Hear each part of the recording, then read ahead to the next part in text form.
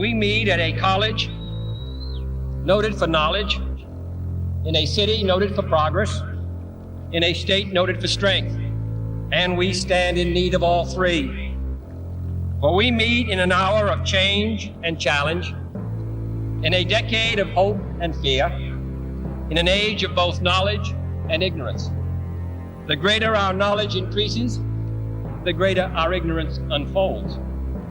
Despite the striking fact that most of the scientists that the world has ever known are alive and working today, despite the fact that this nation's own scientific manpower is doubling every 12 years in a rate of growth more than 3 times that of our population as a whole, despite that, the vast stretches of the unknown and the unanswered and the unfinished still far outstrip our collective comprehension.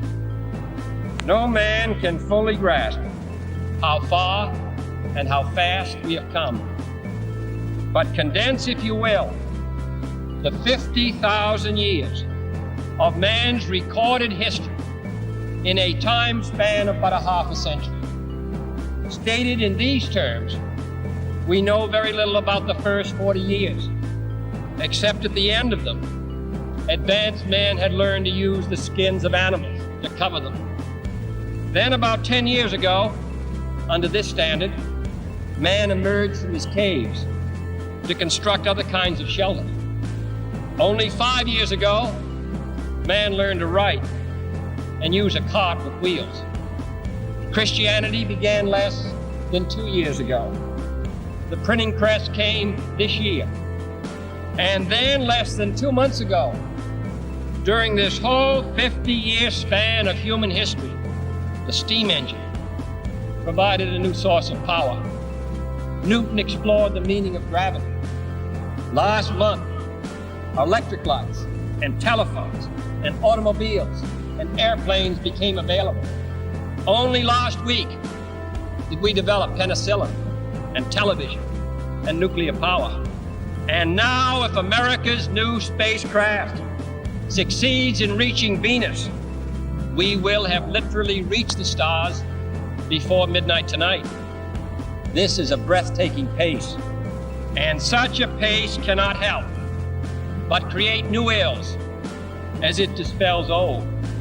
New ignorance, new problems, new dangers. Surely the opening vistas of space promise high costs and hardships, as well as high reward. So it is not surprising that some would have us stay where we are a little longer, to rest, to wait. But this city of Houston, this state of Texas, this country of the United States was not built by those who waited and rested and wished to look behind them.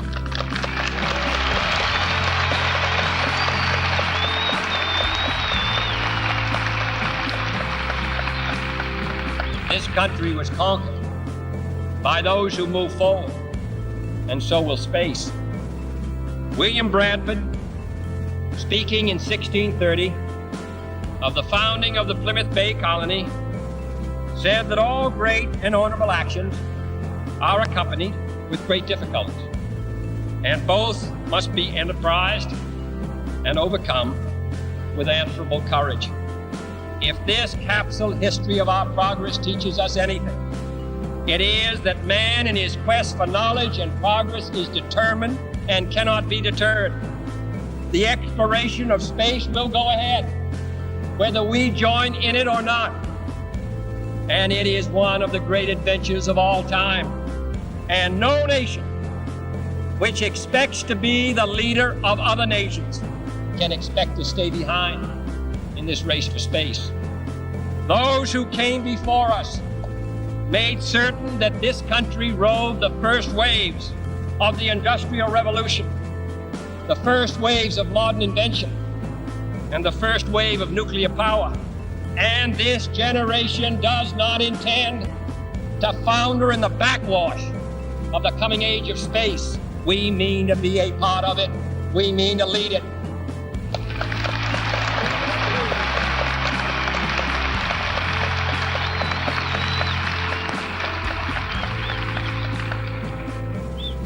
For the eyes of the world now look into space, to the moon, and to the planets beyond. And we have vowed that we shall not see it governed by a hostile flag of conquest, but by a banner of freedom and peace. We have vowed that we shall not see space filled with weapons of mass destruction, but with instruments of knowledge and understanding. Yet the vows of this nation can only be fulfilled if we in this nation are first, and therefore we intend to be first.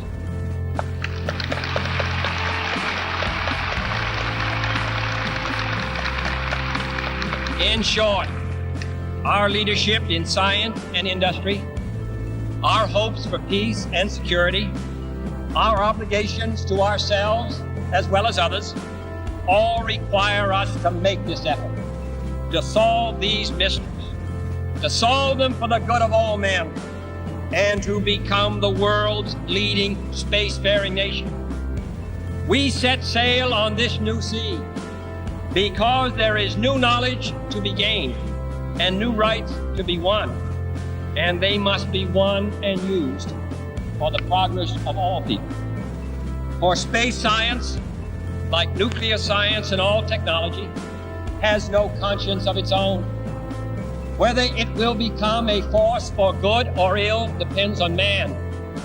And only if the United States occupies a position of preeminence can we help decide whether this new ocean will be a sea of peace or a new terrifying theater of war.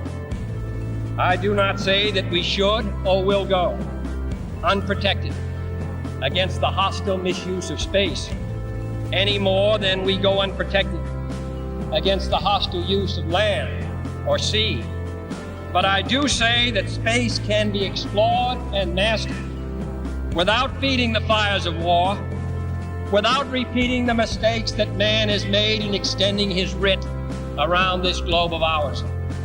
There is no strife, no prejudice, no national conflict in outer space as yet. Its hazards are hostile to us all. Its conquest deserves the best of all mankind, and its opportunity for peaceful cooperation may never come again. But why, some say, the moon? Why choose this as our goal? And they may well ask, why climb the highest mountain? Why, 35 years ago, fly the Atlantic? Why does Rice play Texas? We choose to go to the moon. We choose to go to the moon.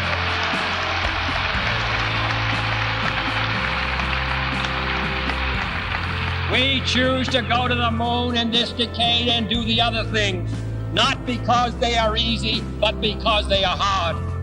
Because that goal will serve to organize and measure the best of our energies and skills. Because that challenge is one that we're willing to accept, one we are unwilling to postpone, and one we intend to win, and the others too.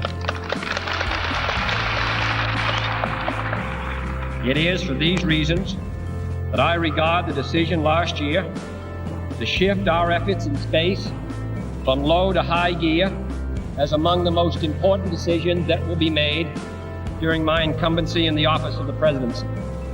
In the last 24 hours, we have seen facilities now being created for the greatest and most complex exploration in man's history.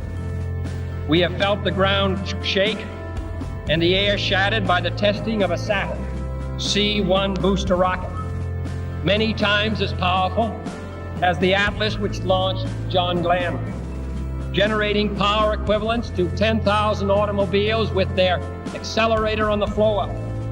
We have seen the site where 5 F-1 rocket engines, each one as powerful as all 8 engines of the Saturn combined, will be clustered together to make the advanced Saturn missile, assembled in a new building to be built at Cape Canaveral, as tall as a 48-story structure, as wide as a city block, and as long as 2 lengths of this field.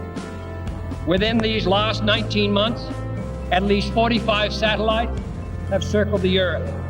Some 40 of them were made in the United States of America, and they were far more sophisticated and supplied far more knowledge to the people of the world than those of the Soviet Union. The Mariner spacecraft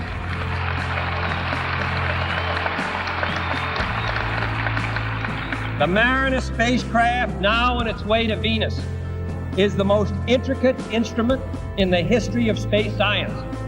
The accuracy of that shot is comparable to firing a missile from Cape Canaveral and dropping it in this stadium between the 40-yard lines. Transit satellites are helping our ships at sea to steer a safer course. Tireless satellites have given us unprecedented warnings of hurricanes and storms, and will do the same for forest fires and icebergs.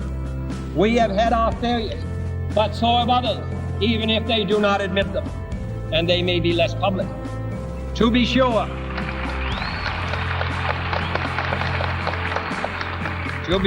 we are behind, and will be behind for some time in manned flight. But we do not intend to stay behind, and in this decade, we shall make up and move ahead.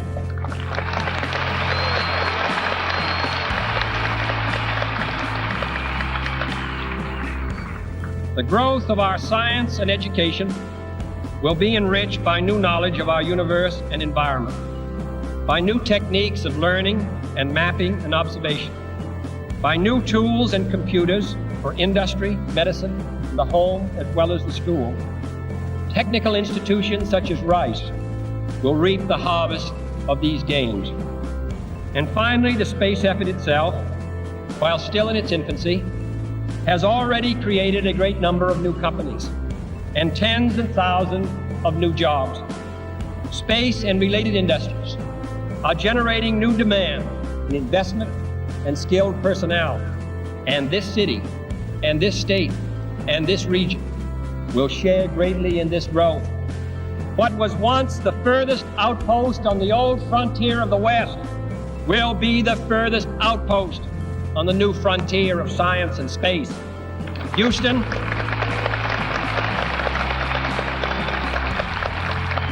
your city of Houston, with its manned spacecraft center, will become the heart of a large scientific and engineering community.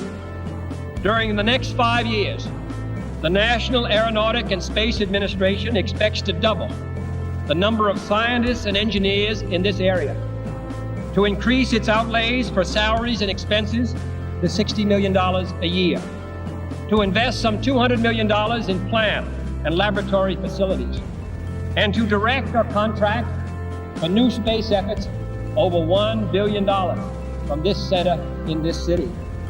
To be sure, all this costs us all a good deal of money. This year's space budget is 3 times what it was in January 1961, and it is greater than the space budget of the previous 8 years combined. That budget now stands at $5.4 billion a year, a staggering sum, though somewhat less than we pay for cigarettes and cigars every year. Space expenditures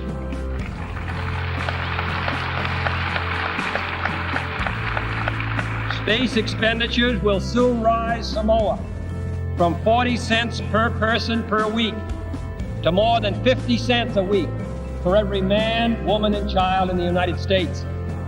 For we have given this program a high national priority, even though I realize that this is, in some measure, an act of faith and vision, for we do not now know what benefits await us.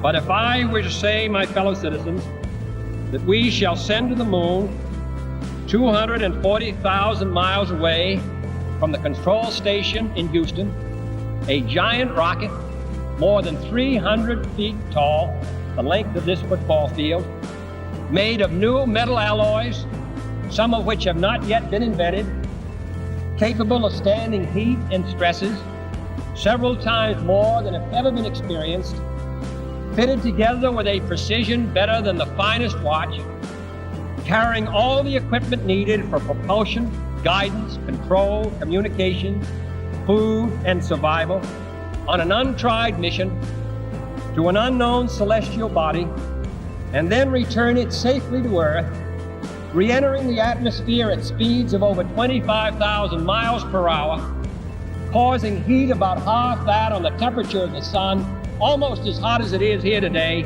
and do all this, and do all this, and do it right, and do it first. Before this decade is out, then we must be bold.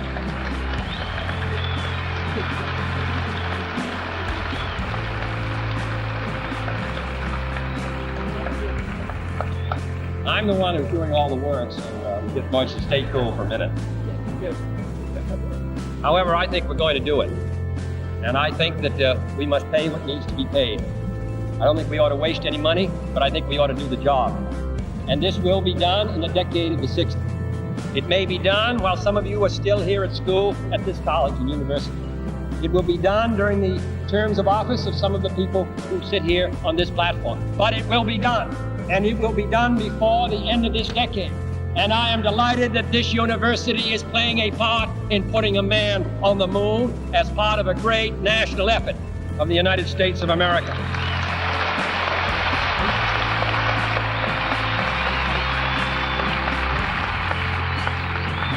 Many years ago, the great British explorer George Mallory, who was to die on Mount Everest, was asked why did he want to climb it.